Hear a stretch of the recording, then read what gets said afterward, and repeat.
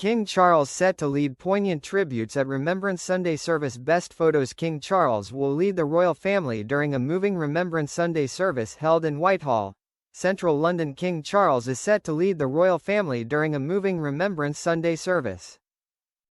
The monarch is expected to be joined by senior family members for the annual event, held in Whitehall, central London, paying tribute to those who sacrificed their lives and fought for their country during the two world wars and other conflicts, with a 2-minute silence and somber wreath-laying ceremony.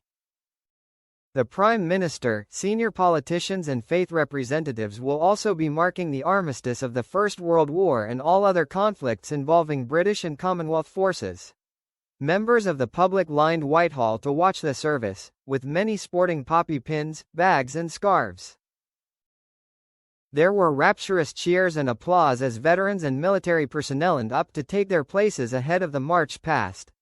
Around 10,000 participants, representing 341 different armed forces and civilian associations, took part, including 22nd World War veterans, 6 of whom are 101 years old, with Arthur Osborne the oldest.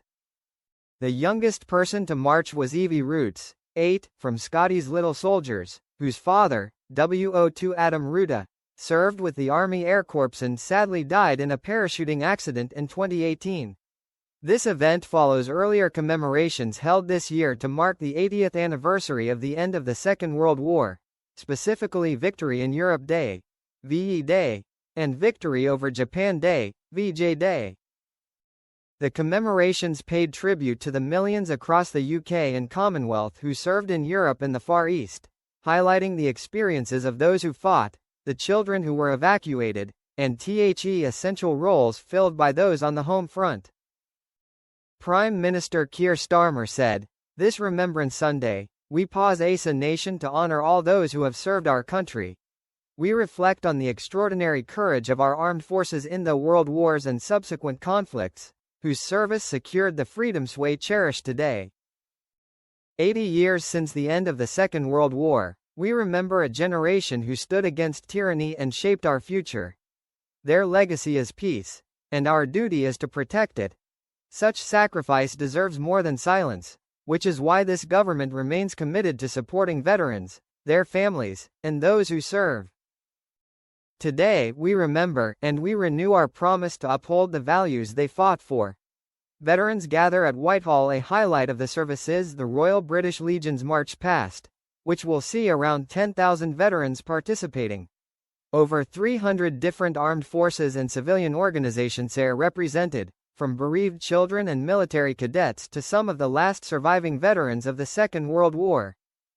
One veteran told the BBC they felt humbled and lucky to be here, admitting it was an emotional day.